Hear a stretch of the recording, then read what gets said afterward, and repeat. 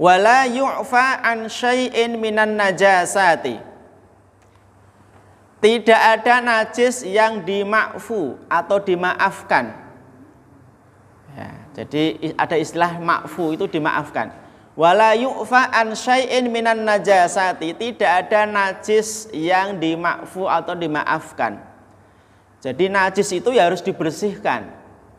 Ya, tidak ada yang dima'fu atau dimaafkan.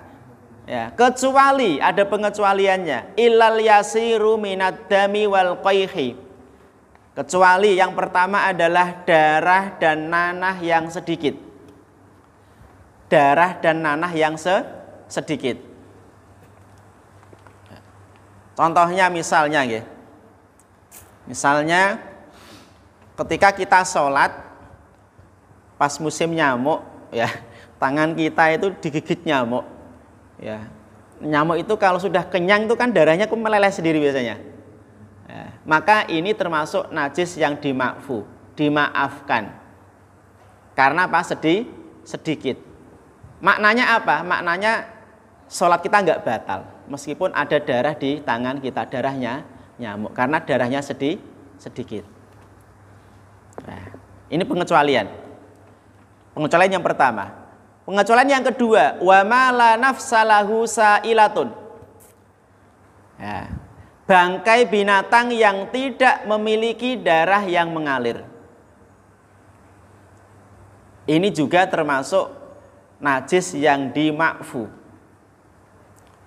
Contohnya apa? Contohnya kalau di Fathul Qorib di sini disebutkan contohnya adalah lalat ya dan semut. Kadzubabin wa namlin, seperti lalat dan semut. Itu kan enggak punya darah yang mengalir. Nah, idza waqa'a fil ina'i, apabila bangkai binatang yang tidak memiliki darah yang mengalir itu jatuh pada bejana atau wadah. Misalnya jatuh di wadah yang di situ ada minumannya atau makanannya misalnya.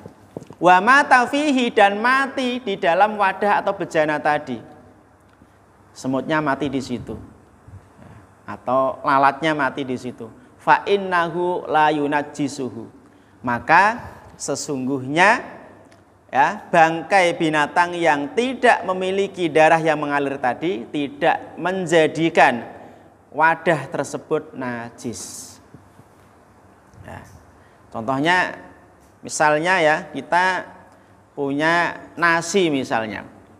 Kemudian ya, di situ ada semutnya. Semutnya mati di situ. Maka semut ini tidak menjadikan nasi kita tadi najis. Ya, tetap boleh kita makan. Tapi semutnya kita buang dulu, yang kita makan nasinya.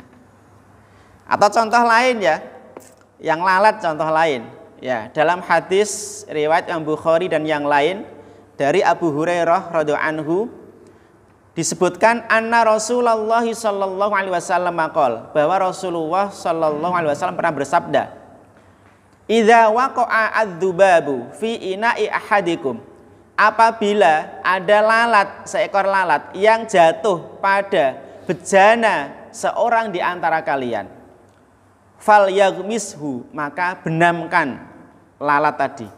Benamkan berarti sampai tenggelam.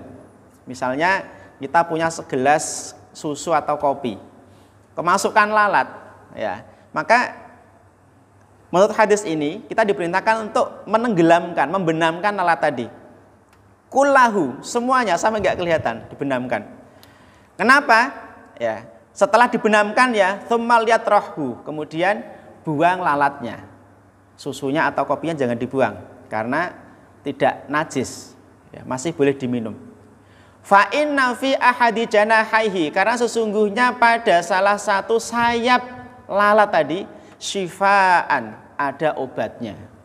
Jadi mengandung obat ternyata pada salah satu sayap lalat tadi. Wa fil akhari daan, sementara pada sayap yang satu lagi terdapat penyakit, maka disuruh buang tadi. Nah, ini meskipun kadang kita nggak tegel ya, nggak tegel, ya, tapi ternyata ini ya. Maka tadi disebutkan ya, bahwa bangkai binatang yang tidak memiliki darah yang mengalir itu tidak dimakfu, maksudnya dimaafkan. Tidak berpengaruh kalau misalnya jatuh pada makanan, tidak membuat makanan itu najis. Ya, dalilnya ini lalat tadi.